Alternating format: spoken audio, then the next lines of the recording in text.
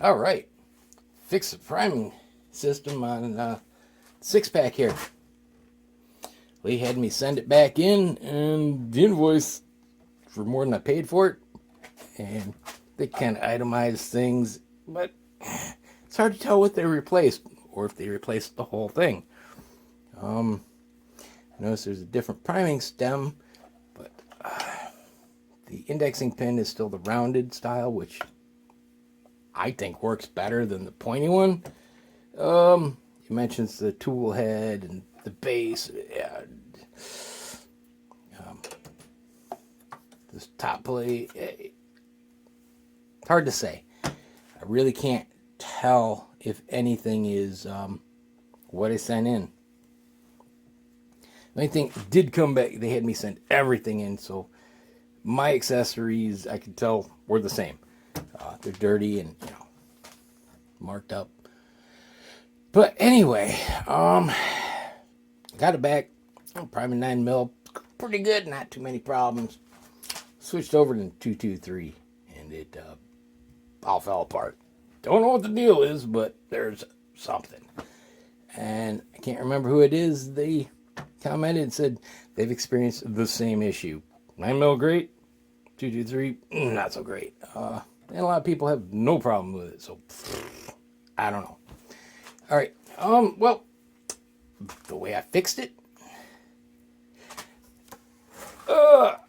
I bought an ACP. Kind of sad that I had to spend $100+ to replace the priming system on a press. Has a priming system, but I don't know. I had to figure out something, and now everything goes faster. I gotta say. Now I got this, and if there's defective one in the batch, I'm gonna get it. And this was no exception. The primer chute was screwed up. It was got a mangled. It wasn't. Something was wrong with it. Call them up, explain the problem. They're like, well, a little bit is normal, and I told them a little more, and they're like, I'll send you a new one. That's not right. Basically, this was spread wide open, and even you put in the tray to hold it together, and this gap was too wide, and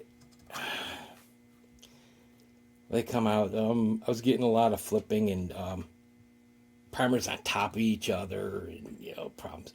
And I hot glued it all together and got it pretty good, but like I say, it was still problematic.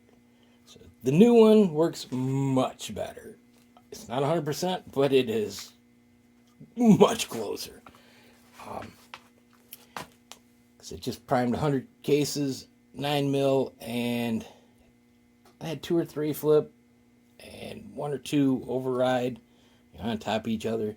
Where the other one was doing that every 4 to 6 cases. So, yeah, vast improvement. I was saying you gotta watch it, because if they do flip, there's a lot of leverage here. Go slow and deliberate so you can feel the resistance. There's a little extra too much resistance, back off. You may save a primer, because it's probably on its edge and you're gonna crush it, and that's no good. Today's prices with the Biden tax, that adds up real quick. And with the old one running, I was losing about 10%. Yeah, and now I learned to slow down and really feel. It got better, but still, that's still, reaction's not quick enough. There goes another one. And at 9mm, that's half the price of factory ammo right there. No longer the days of 6-cent 9mm rounds. They're, double that easily, if not 2.5 times. Now, something I wish I had was, they feed in here. But like the APP, pushing a case out of the way is another case on top. So you never really see what's going on here. If there's a little angled viewport so that you could look down in here and see if the primer is properly oriented, or, on its side or flipped over, which I guess could happen. I haven't seen that, though. You could stop. It would take us, a little bevel in there, just enough to see. Whether it would affect the performance, so I don't know. Another thing, since this thing, it basically indexes off web for seating depth, variances in case thickness, or the base, the web, affect that. And I was seating a bunch and decided, we'll check for proudness, and I was finding proud ones. Some very proud. And first thing, okay, is everything tightened in? I checked this, that was good. This is backed out. I mean, if this thing isn't snugged, it's kind of loose and will back off. Okay, tighten that, run them through. A lot of them fix themselves, but not all of them. What I found was the ones that didn't were all the same case head. So, tolerances, the web thickness was not the same. And those were all RPs, every one of them. And I had 11 of them. And they were all proud to varying degrees. Some visible, some you just feel it. You put a straight edge and it's proud. Not by much, but it's proud. So they're supposed to say, what, like 3,000 below flush? And these were, some of them were beyond that proud. So be aware of that. Different head stamps may screw with you. So luckily I left the priming stem in my my 6-pack so that I can touch them and make sure they're not proud there, but I don't have to deal with my feeding issues. I removed all that. I thought it was a speedy primer for Progressive Press, and it works out pretty good. This prime's pretty quick, and now I don't have to mess with the feeding issues, which that was taking most of my time. More time clearing jams than actually, finishing cases, rounds. Yeah. Now it's pretty good. Not too many issues. What else was I going to cover with this? I said the price. Talking $100, and it doesn't come with several of the things that the APP comes with. But you can't really quite convert this because of strength issues. The way this is, the back is weaker. But yeah, you don't get the tubes. So you got to invest in, even this piece doesn't come with it. So that's like, what, $26, $27. Then you get a collider, that's another $12, $13 on top of it. The decapping system is like $10, which comes with the decapping pin, collector, and the ring to hold this in. That's what that consists of. I didn't get that. I'm considering it. Of course, I do have a university capper.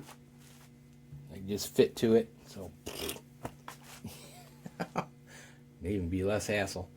I just got that on my APP for now. New plate. That's like 13, 14 bucks. Whether I use that or not. And then I went, boy, I was stupid.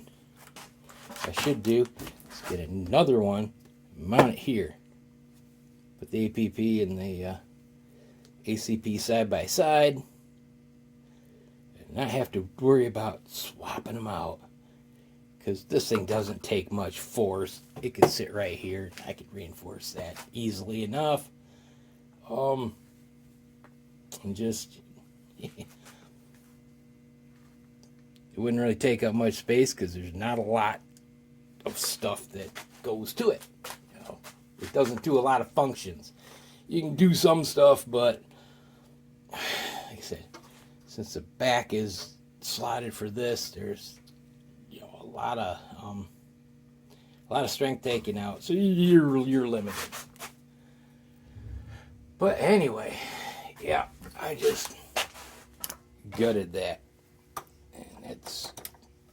That's the only remnant of it. Things go much faster. Not having to mess with that. And then, not apply enough pressure sometimes to seat fully and proud. And, just little things. Priming issues. Don't have to deal with them. Except to hit that enough to make sure that any proud ones I miss are fully seated. Which thing is, the APP is supposed to be, consistent. Which, that all depends on your head stamp. Manufacturing tolerances. But, yeah, that's going to screw with that. But there is some peace of mind there that, if you weren't worried about that, this is what you would have gotten anyway. So, yeah, that pretty much covers that. The ECP works pretty well, really. And if you're like me and priming systems are the bane of your existence, and they just despise you for whatever reason, it may be a decent option. I've been through the hand primer thing, and like the Uniskynex NATO primers that are hard to seat. The breech lock on the APP made them pretty easy. This thing, for whatever reason, it's even better.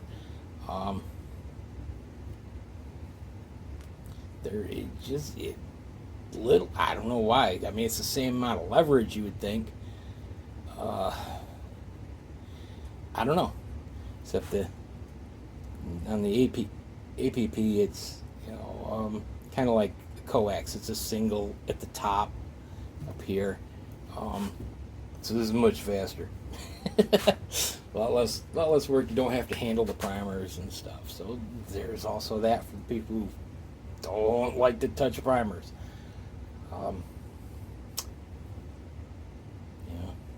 Think it's going to kill them. In fact, it's hard to kill a primer, really. But yeah, before going too long, yeah, that's what it's come to. Spending a bunch of money on a bench primer to replace a priming system on all my other presses. And it's still not 100%, but it's pretty dang good.